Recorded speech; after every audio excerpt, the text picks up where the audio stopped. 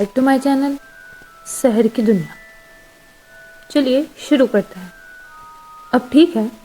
ہیگرڈ نے سر ہلاتے ہوئے کہا اور گہری سانس اندر کھینچی. وہ ایک بار پھر صوفے پر بیٹھ گیا اور اس بار صوفہ اتنا نیچے دھنس گیا کہ فرش سے جا لگا. اس دوران ہیری کو بہت سارے سوال پوچھنا تھے جو اس کے دماغ پر چابک کی طرح برس رہے تھے. لیکن وال معاف کرنا، میرا مطلب ہے کہ تم جانتے ہو کون کا کیا ہوا؟ اچھا سوال پوچھا ہیری. غائب ہو گیا، ختم ہو گیا اسی رات کو جس رات اس نے تمہیں ہلاک کرنے کی کوشش کی تھی، اور اس وجہ سے تم اور بھی مشہور ہو گئے تھے. یہی تو سب سے بڑا راز ہے. دیکھو وہ شیطان زیادہ خطرناک ہوتا جا رہا تھا. پھر وہ اچانک کیوں چلا گیا؟ کچھ لوگ کہتے ہیں کہ وہ مر گیا ہے. مجھے لگتا ہے کہ یہ محمل سی بات ہے. میرا نہیں خیال کہ اس میں اتنی انسانیت باقی تھی کہ وہ مر جاتا. کچھ لوگ کہتے ہیں کہ وہ اب بھی کہیں پر چھپا بیٹھا ہے اور اتنا برا وقت کاٹ رہا ہے. لیکن مجھے اس قیاس آرائی پر زیادہ یقین نہیں ہے. جو اس کے ساتھ ملے ہوئے تھے اب وہ واپس جادوئی دنیا میں لوٹ آئے ہیں. کچھ تو جیسے لمبے عرصے تک بے ہوش رہنے کے بعد ہوش میں آئے. جہاں تک میرا اندازہ ہے اگر وہ واپس آ رہا ہوتا تو یہ کبھی لوگ لوٹ کر واپس نہیں آتے. ہم میں سے زیادہ تر لوگوں کا یہی اندازہ ہے کہ وہ اب بھی کہیں پر موجود ہے. لیکن اس کی تمام تر شیطانی قوتیں بھسم ہو چکی ہیں. وہ اتنا کمزور ہو گیا ہے کہ اب کچھ نہیں کر سکتا.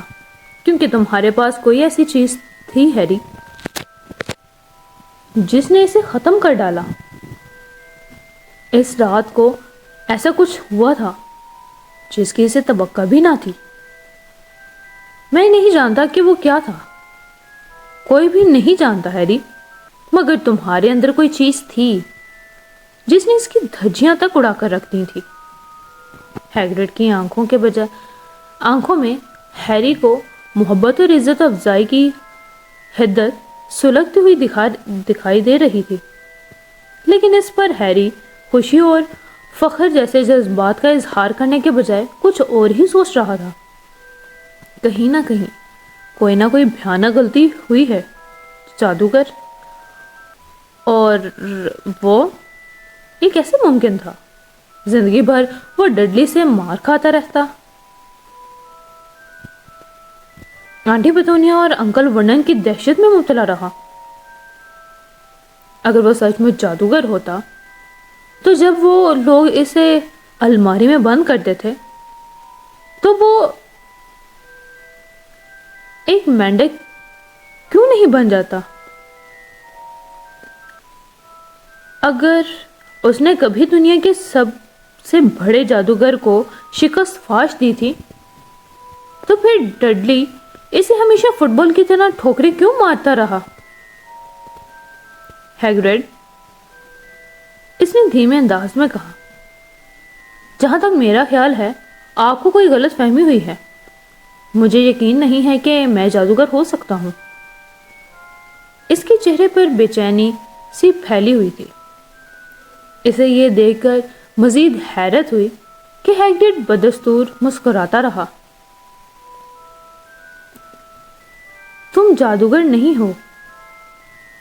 اچھا، جب تم ناراض یا ڈرے ہوئے ہوتے تو کیا کبھی تمہارے ساتھ کچھ عجیب حادثات نہیں ہوتے؟ ہیگرڈ نے پوچھا.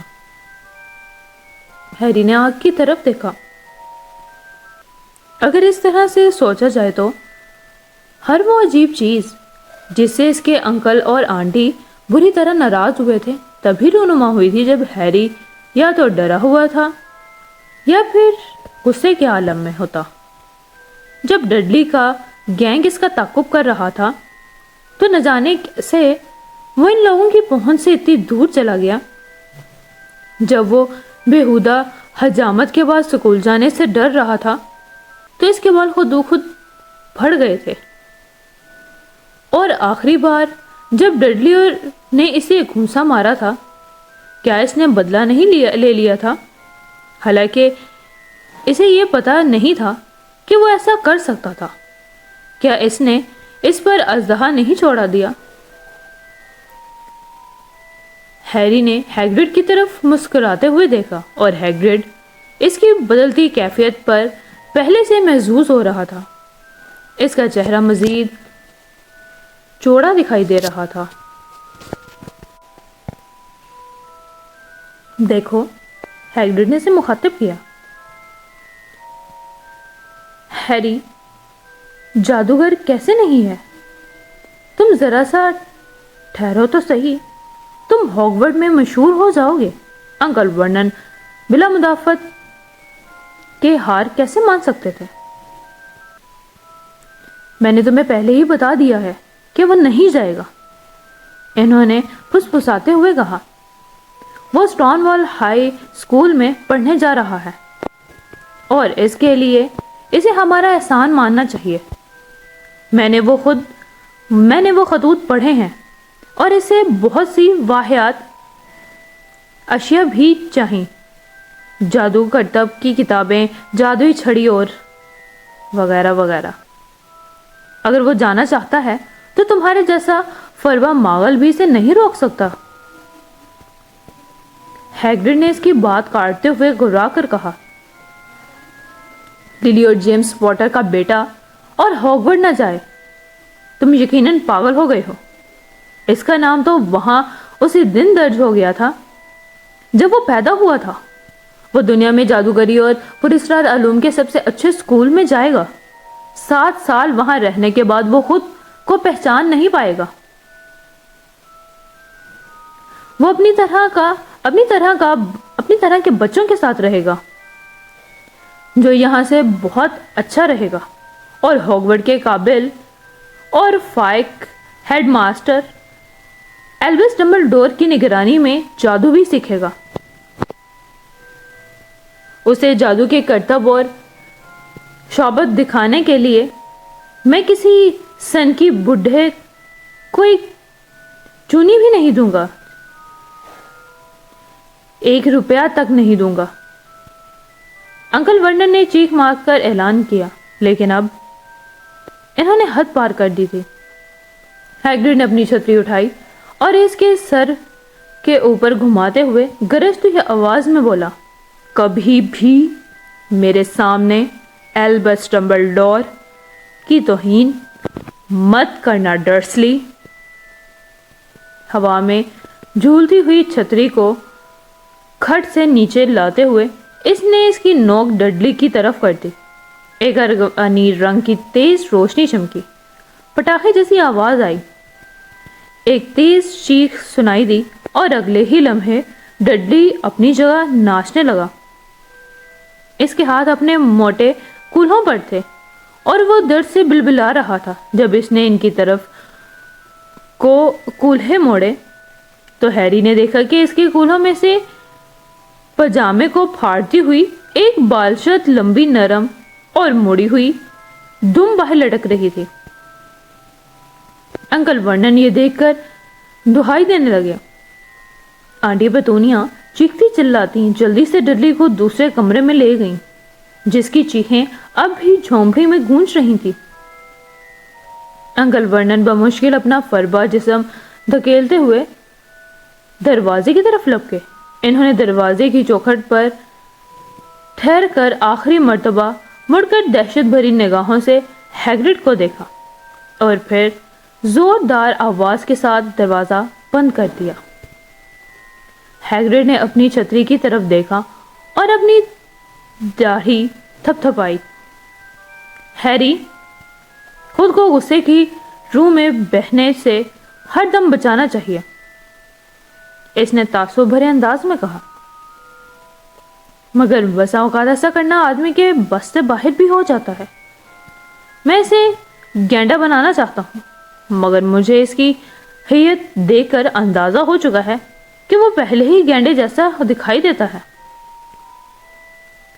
اس میں زیادہ کچھ نہیں بدلا جا سکتا، لہٰذا صرف دم کی ہی کسر باقی تھی۔ اس نے اپنی موٹی بھوؤں کے نیچے سے ہیری کی طرف دیکھتے ہوئے کہا، ویسے اچھا ہوگا اگر تم ہاگورڈ میں یہ بات کسی کو بھی نہ بتاؤ۔ اس نے دھیمے سے لہجے میں کہا، سچ کہوں تو مجھے جادو کرنے کی اجازت نہیں حاصل۔ مجھے تھوڑا بہت جادو کرنے کی چھوٹ دی گئی ہے تاکہ میں تمہارا تعاقب کر سکوں اور تم تک خطوط پہنچا سکوں۔ یہ بھی ایک وجہ تھی جس کے باعث میں یہ سب کچھ کرنے کے لیے بےتاب تھا۔ آپ کو جادو کرنے کی اجازت کیوں نہیں دی گئی؟ ہیری نے حیرانی سے پوچھا۔ وہ ایسا ہے کہ سچ تو یہ ہے کہ کبھی بھی ہاگورڈ میں بھی کبھی ہاگورڈ میں پڑھتا تھا، لیکن مجھے وہاں سے تیسرے سال میں ہی نکال دیا گیا۔ انہوں نے میری جادوئی چھڑی کو 2 ٹکڑے کر ڈالا تھا، لیکن ڈمبلڈور نے مجھے وہاں پر چوکیدار کے روپ میں رہنے دیا۔ ڈمبلڈور ایک اعلیٰ اور محبت کرنے والے جادوگر ہیں، ہیگرڈ نے رک کر اسے بتایا۔ ایک عجیب سی ندامت اس کے چہرے پر رقصاں دکھائی دے رہی تھی۔ آپ کو وہاں سے کیوں نکالا گیا؟ ہیری نے چڑ سے پوچھ لیا۔ اوہ، اب بہت دیر ہو چکی ہے ہیری، اور کل مجھے کئی کام نپٹانا بھی ہیں، ہیگرڈ نے زور سے کہا۔ کل شہر جانا ہے اور تمہاری کتابیں اور باقی سامان بھی تو خریدنا ہے۔ اس نے اپنا موٹا کالا کوٹ اتارا اور ہیری کی طرف اچھال دیا۔ تم اسے اوڑھ کر سو سکتے ہو، اس نے کہا۔ اگر یہ تھوڑی حرکت کرے یا کھسکے تو پریشان مت ہونا۔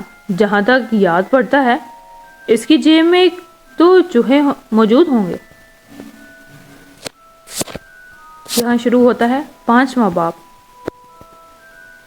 جادوئی بازار۔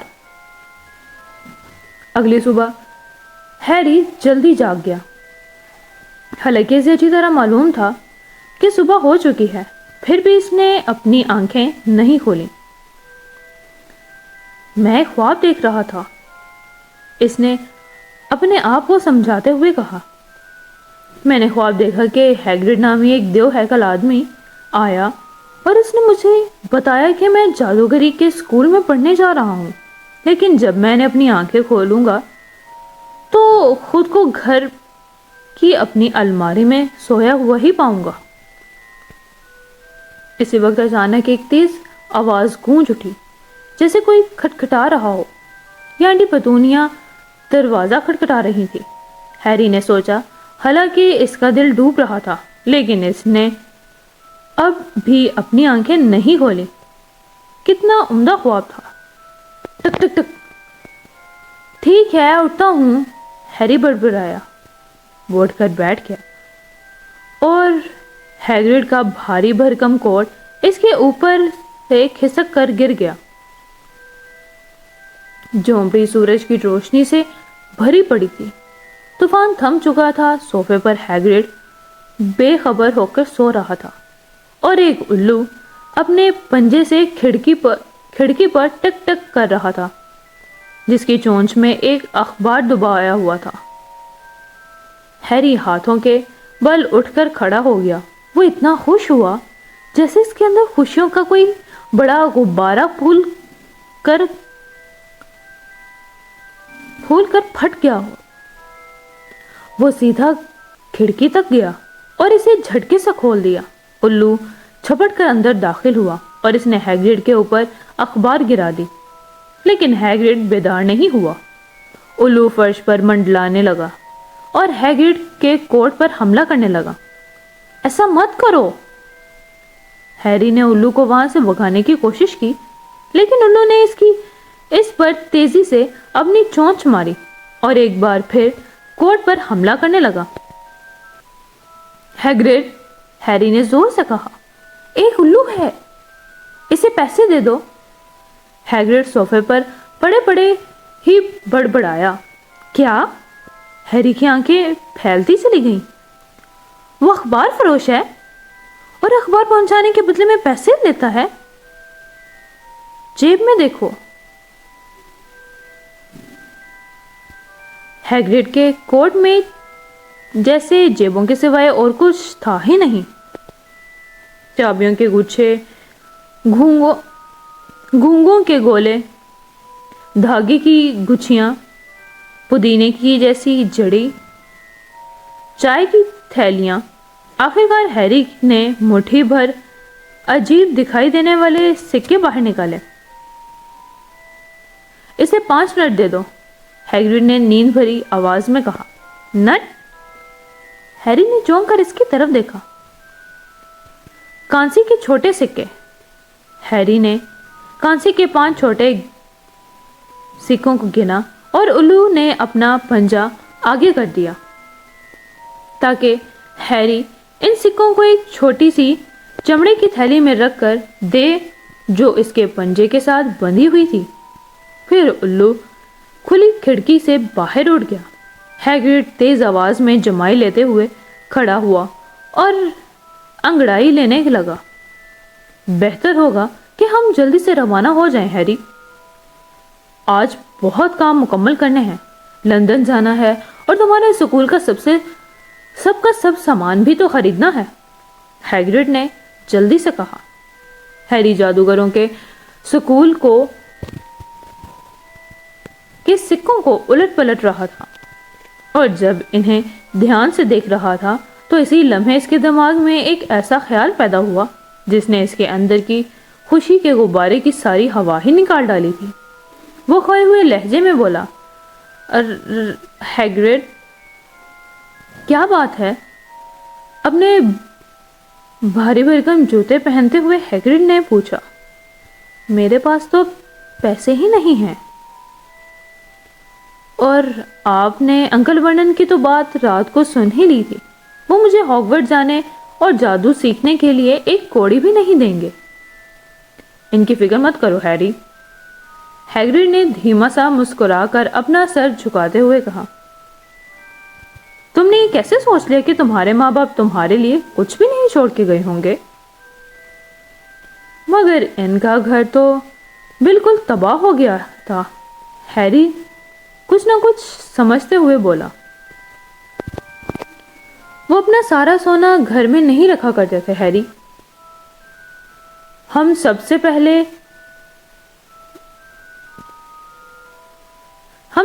پہلے گرین گوٹس جائیں گے، جادوگروں کا بینک۔ ایک کباب کھاؤ، ٹھنڈے ہونے کے باوجود یہ اتنے برے نہیں ہیں، اور میں تمہاری سالگرہ کے کیک کے ٹکڑوں کے لیے بھی منع نہیں کروں گا۔ ہیگریڈ ڈٹھائی سے مسکرایا۔ جادوگروں کا بھی بینک ہوتا ہے؟ ہیری نے چونک کر کہا۔ صرف ایک ہی ہے، گرین گوٹس، اسے گوبلن چلاتے ہیں، ہیگریڈ نے جواب دیا۔ گوبلن؟ ہیری نے نام دہرایا۔ ہاں، اور میں تمہیں آگاہ کیے دیتا ہوں کہ اسے لوٹنے کی کوشش کرنے والا کوئی خود بھی ہی ہوگا۔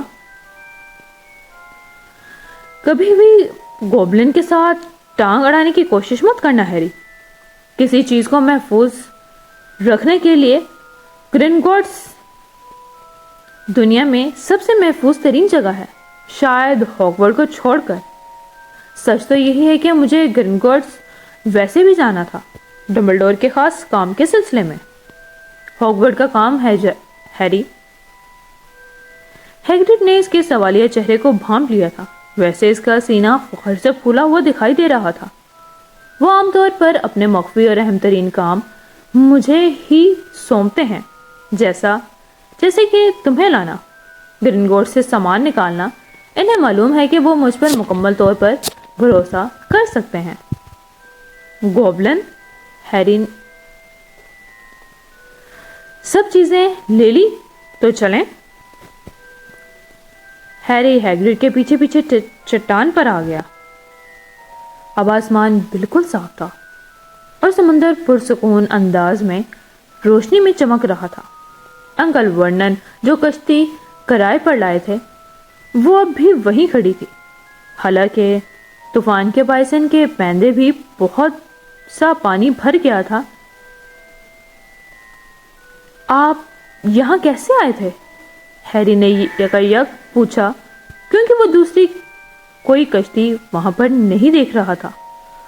اور اڑ کر، ہیگرڈ نے مختصراً جواب دیا۔ اڑ کر؟